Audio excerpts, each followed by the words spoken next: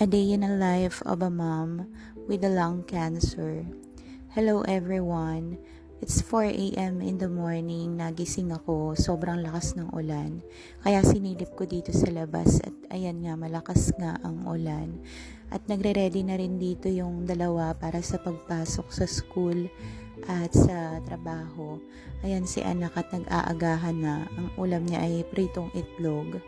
So, habang nag-aagahan pa siya dyan, nagpainit ako ng tubig kasi wala na pala kami mainit na tubig. At gusto kong magtimpla ng gatas dahil nakakaramdam na rin ako ng pagkalam ng sikmura. Every madaling araw talaga, pag nagigising ako, nagugutom ako. So, ayan, ang aking kakainin ay itlog na nilaga at ang tinimpla kong gatas.